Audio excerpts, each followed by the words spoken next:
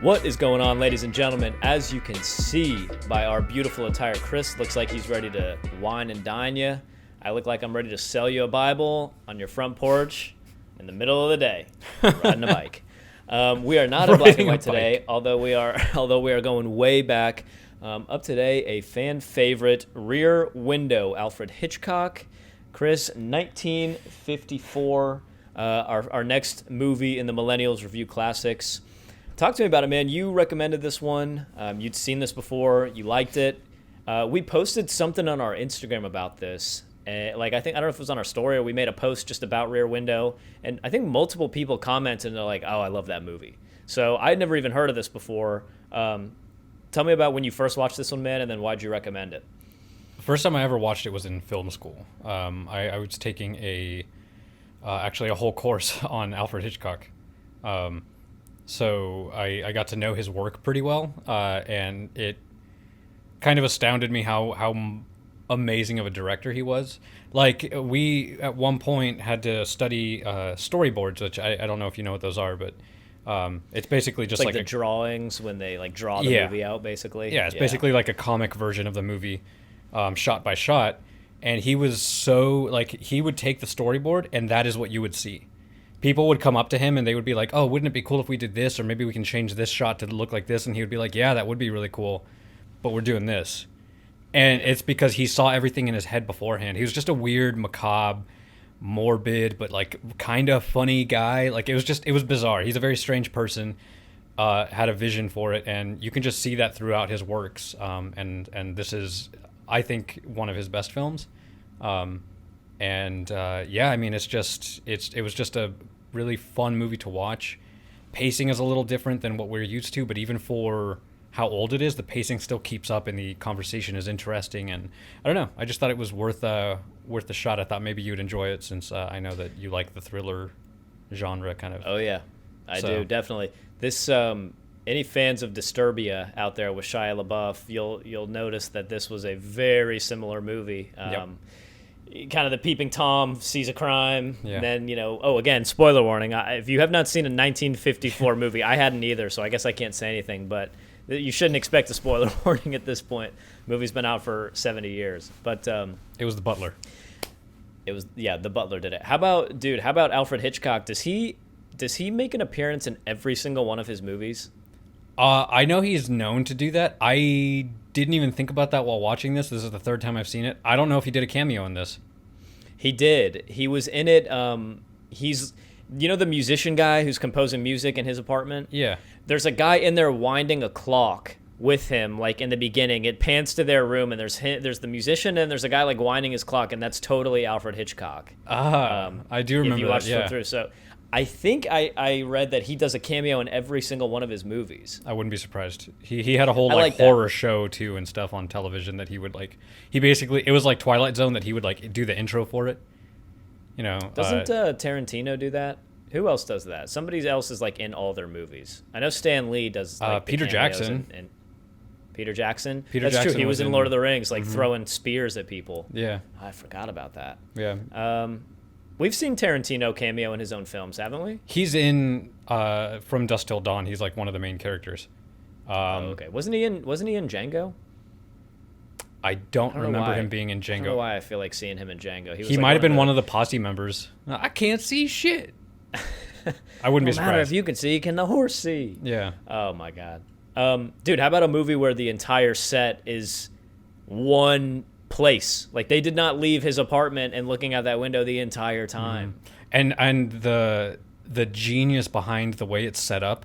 Every window has its own little world. The whole theme of the movie, I had to write a paper on this movie, so this is gonna the whole theme of this movie is about the voyeur, about being the peeping Tom, and about getting a glimpse into other people's lives. And not just the windows that you have a shot where you see multiple windows, 3, 6 windows, whatever. Each one, There's something happening, and people will go from this window to this one, and they'll be doing their thing, and it's like a little universe within itself, every single little apartment. But then the alleyway, there's shit going on in the alleyway. You don't even notice that there's kids playing in the alley. Cars go by. There's a restaurant. A couple times you zoom in on there, but just because this was all filmed in a studio lot, he had to make all of it. This isn't filmed in New York. This was filmed on a studio set.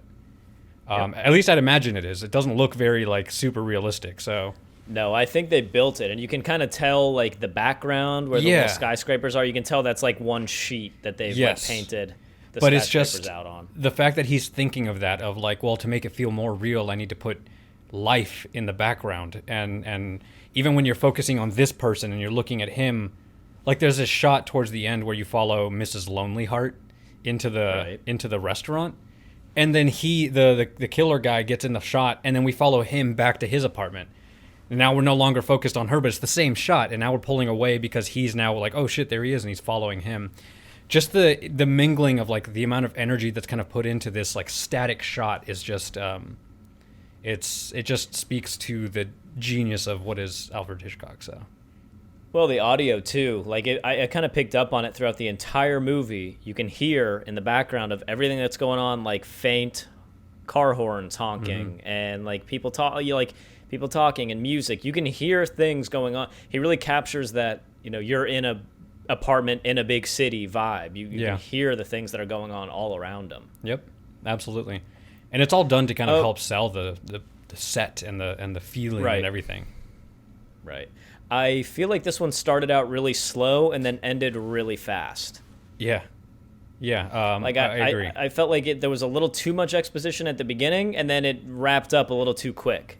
Like once they figured out it was him, and she goes over there to try and get into his apartment, it felt like it was all of a sudden it was just over. Yeah. Thorwald or whatever, it goes into his apartment, and then the cops catch him, and that's it. But there was a lot of build-up to kind of what was going on. I would have liked the ending to have been dragged out a little more, and the beginning to have been cut down to a little bit shorter amount of time. Yeah, there's I think there's a difference in that he was British, first of all, so he comes from a different kind of style of film than Hollywood. Although he had already spent a lot of time in Hollywood, so that's just me giving him the benefit of the doubt. Second, I mean, it's a movie that's 70 years old at this point. So the pacing is just different. Back then, it was kind of expected to have exposition and all that stuff at the beginning. Movies were just they were slower.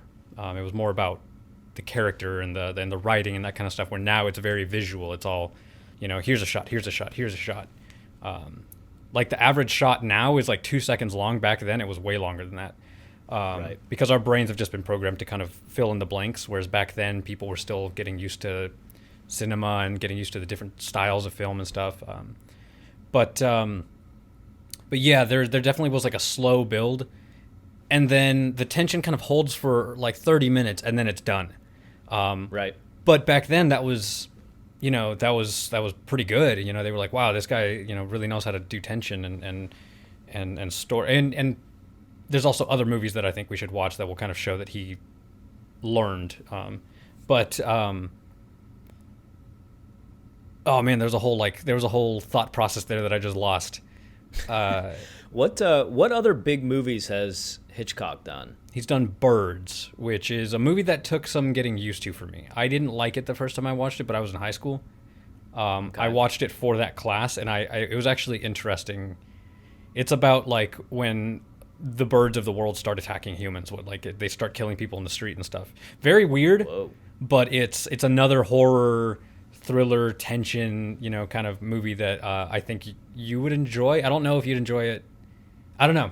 We'll have to see that one at some point. But no, this one, it's just, you have to remember it's, what did you say, 1954? 53? Yeah. So it's an older film. Tension was different. The rules and regulations, that was my thought. The rules and regulations back then for what you could show was different. Even just showing the woman bending over doing all of the ballet and stuff was kind of risque. Yeah. I mean, even for today's standards, like we're seeing like full legs. Dude, they got more lighthearted stuff on OnlyFans than that, dude. Like she'd be all right on Instagram, even in 2021. I love the running joke that you have throughout the film when the newlyweds are in there and he goes to the window just to smoke a cigarette and it's always like, Harry. Yeah. It's just how about James Stewart's character Jeff? How about him being like a misogynistic dick? Yeah. Oh my god. Yeah, like dude, I can't change, but you should for me. Yeah, holy shit, dude. Like you definitely, it sucks you back into 1950s with that, man. Me and my wife were watching this and we're like, wow, this guy's kind of an asshole. Yeah. Like he's got one leg broken. Like, first of all, get some crutches. Like, you don't need the Right. you don't need the wheelchair, dude. Get some crutches and get it your fucking self, man. He was definitely a little bit of an ass. Yeah, I'm not gonna change. So although to be fair, he didn't really expect her to change. He kind of was just gonna break it True. off because he didn't think she would be able to change. That's the other But it's theme, just- though, is the relationship theme that you kind of see throughout the entire film. Yeah. Not just his, but the other people in the neighborhood too. And it's Right. very clear at the beginning that he does not like her. He's just kind of using her, and and he wants to break up, but he doesn't want to stop. He wants to kind of like he wants a friends with benefits kind of a thing. And Right. you get that from him, Right. but the moment she goes over, there's a shot where you see him smile, and he's like, "Holy shit!" Like, he's turned on by the she's fact got that she's got an adventurous side. exactly, and then she's willing to change, and she's packed the suitcase and all that, and he starts to change his opinion. It is misogynistic that the woman's the one that has to change when, like, dude, you're pushing 60 years old, you can't be going on safaris for much longer. Why not Well, just dude, take and just a the way, position like, as a just the way studio? they treat her too. Like the detective, he's like, Go get me a I've drink, lost- yeah. I've lost many investigations off female intuition. Now I go by heart. It's like, whoa, man, like Yeah. this kind of stuff will get torn apart today. Yes. So a little bit interesting look into that world for the female viewers out there. Yeah, definitely very definitely different. a little bit of a different vibe for sure. I love how she came out in that lingerie, and it's like more fabric than almost most of the clothes you see people just like walking around the street in. I'm like, oh, crop yeah. tops and stuff. Like, whoa, Yeah. show me those shoulders. Like, oh yeah. But also on that note, kind of doing a little bit of a 180, it didn't feel like going through that much of a time machine in some of the rooms you were looking at. Like, I can't help but feel like some of that stuff still felt very relatable. Some of the relationships and the set design. I mean, those apartments, and maybe it's just because those apartments haven't been updated since the 50s, but some of those apartments looked fairly modern, and what the people were doing, of course, like you see the guy carrying the big block of ice in the beginning. That's obviously I pretty didn't dated, catch but- that. So he talks to, it's when that lady's making the sculpture, and he's like, hey, what do you call that one? And she's like, hunger. I don't know, like, if you caught that. He's like carrying a big block of ice on his back to go put No. in somebody's freezer or something. Yeah, you'll see it. I didn't catch that at all. Wow. Dude, I'm not going to lie. I know it was kind of a messed up part, but when what was the killer guy's name? Thorwald. Thorwald? Thorwald. I think it is Thorwald. When he killed that dog, obviously that was sad. I was not laughing at that. But dude, the over dramatic speech that Yeah. the lady gives at the window, I was Like, dude, lady, what is- we're up here Yeah. getting drunk. I don't know what you want from us. Which one of you was it? It was all the neighbors are supposed to look out for each other, care for You each do that other. accent I was very like, well. yeah, I was like, oh, this is a little over the top. You're all But dude, animals. yeah, which one of y'all would do this to a little friendly dog? I was like, lady, like, these people, everyone's got an alibi here. And then, of course, it was kind of creepy, actually. The Thorwald guy's just in there, and you could just see the cigar yeah, like, glowing from him smoking it. That was well done. Mm. So this gave me a different opinion of some of the current suspense movies that I really love. The first one, I already mentioned it, but being Disturbia. If you guys have seen Disturbia with Shia LaBeouf. Which this is a film that definitely inspired that one. Absolutely. Disturbia is certainly cut from the same cloth as that. I think that was very much a modern spin on Rear Window. No doubt about it. And it changed my perception on that. It is interesting as we watch these Millennials review classics and we start looking at these older movies. It does give you, and I guess this is kind of what like film theory and the classes that you've taken, this is kind of what they do, is you can really start to see where modern directors are pulling a lot of their ideas from. You can sort of piece the parts together. Okay, I've seen this in older movies. I've seen this in older movies. Alfred Hitchcock, I think someone said, I don't know, maybe I just saw it on the cover of the movie, but he's like the master of suspense. And so he, I think, sort of wrote the rules on a lot of this stuff. His films are just... Like, I'm telling you, man, like watching Maltese Falcon or Vertigo, some of his best films, dude, they're so good. They are so good in a way that is, you wouldn't expect them to be for how old they are. Some of them are still in black and white, even in the 60s.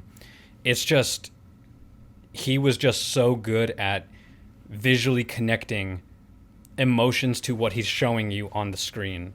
It just he's a master filmmaker. That's what he is. Was I should say. I feel like something would have been lost if this movie had been in black and white. I feel like the color in this movie, I don't know. I don't know why in this, because we've watched black and white movies before on here, and they were great. I really didn't mind it, but I feel like this one needed to be in color. And maybe that's because the set was so limited, it would have been like just too boring or too similar if everything was just black and white. Something about all the colors and the contrast really helped. Well, and the cigarette along, I thought. Wouldn't have come across. You're right. There's definitely, it adds like a realness to it, something visceral to the picture that kind of makes you feel a little more like you're there. Also, dude, how about the point of view binoculars? Like that was new. Like, I mean, I'm not gonna say that no other film had ever done that, but like that was kind of a big deal, seeing the point of view and what like he's looking. Yeah, no, it was perfect. It perfectly reminded me of when I spy on my neighbors through my upstairs window. Exactly. It was like the exact, stimulation kind of representation of what I get from that. And I haven't solved any crimes. In fact, I've just committed multiple crimes myself. It's true. I gotta say, I ended up really liking pretty much every supporting character in this, except for the detective. Yeah, he was a dick. I really liked. He was a dick. God, what was her name? Private His Eye. love interest. A real dick. I don't know why that's a term for a detective, but who knows? But his nurse, the insurance nurse, and then his love interest. Yeah, I liked both of them. I thought they were both really funny and relatable characters. Oh my goodness. Insurance nurse, is that a thing? Probably not anymore. You'd have to have some damn good insurance. I love that she went in for like a 30-second like back massage and like, all right, job's done. Yep, you're done. Yeah, I think she was I guess he was insured by some company that sent him a home nurse to take care of him while he was pent up in his one cast. I've seen that on Pornhub. Right, exactly. Just give him some crutches. Like, he was so helpless in that chair. I'm like, he could definitely still at least get up and hobble Although around. it looked like the cast went all the way up to his waist. Did it really? It looked like it because like when he pulled his shirt and like he to scratch his leg, he had to go through here, not through the thigh. Oh, so maybe he couldn't even really use crutches. I don't know. I mean, I get what they were. I obviously know for the sake of the movie, he had to be confined to that room. He had to stay in that room. That's what kind of spawned the movie. Disturbia kind of set up more tension because he's on house arrest. Like, he literally can't leave, or else he's going to jail. And I just think that, not to compare the two because they're two completely different films, but I think Disturbia took the idea of being on house arrest and the idea of the voyeur and looking at your neighbors and seeing things happening and just took it the next level and just modernized it. And I don't know why we're talking about that. This is about Rear Window. Just saying. But I want to know what like you think of it, because it's obviously it's a classic. It's considered one of Hitchcock's best films. It's also considered like one of the best thrillers, suspense films. So I'm just curious where it like sits for you as far as like was it entertaining? Was it hard to pick up? Because even for me, like watching the beginning, I was like, this is a little slow. Yeah, I really ended up loving this movie, but I didn't start loving this movie. My wife had seen this before, and I was like, hey, for the podcast, we're going to watch this movie called Rear Window. And sure enough, she's like, oh, I love that movie. I'm like, dude, how has everybody seen this movie except for me, apparently? So we sit down, and I didn't really know what to expect. It did start out a little bit slow for me, but once it picked up and once people started believing that there was a murderer and they started watching him, I ended up really enjoying this. I will say it did seem like they introduced some characters kind of for no real reason other than to just sort of, I guess, set the tone. Like, what was the point of the newlywed couple other than to just sort of add some atmosphere? What was the point of the musician other than to just keep Miss Lonely Hearts from killing herself? I mean, I did like it. I just feel like it started out slow and then ended too fast. But as far as what went into making this one, super intricate set. I can definitely appreciate that. Very interesting story, how they're solving a murder just from looking out that window. I love that. And as a big fan of the suspense genre, this was right up my alley. Hitchcock, I don't know that I've seen any of his other movies, so we'll definitely have to watch some more. But I can see if he was doing this in the 50s and we're still getting, Disturbia is not that new, but even 10 years ago, if we're still getting modern remakes of these movies that are still very interesting, you got to give credit where credit's due. This one was very good. And as with most of these classics, it's reviewed astronomically high. I'm also picking like the best ones. You're what? I'm also picking like the best ones. They're. Oh, yeah, but fair enough. I mean, there's a million old movies out there, but people aren't going to be interested in us watching like some shitty movie from the 40s. You know what I mean? Like we got to pick some at least semi-popular ones. And Rear Window was that. This one got reviewed, as with most of these, whenever we do these Millennials review classics, if you guys watch any other ones, you'll know that a lot of these films get high scores. Rear Window got a 99% critic score, 95% audience score. So this is clearly not only a critic favorite, but a fan favorite as well. Where do you come in on Rear Window, Chris, in comparison to those? So, especially for the time, the suspense and the themes that he set up of the voyeur and all that, it all is something that is kind of relatable. We all look out the window and kind of see our neighbors and, ponder things. And in the movie kind of shows us what it would be like to kind of take it to the next level and get obsessed about what's going on with our neighbors' lives, and to the point where you're spying on them and that kind of thing. You mentioned the neighbors, and I think that you could argue that there was no point, but I think that the film critic in me is trying to find some purpose. Right.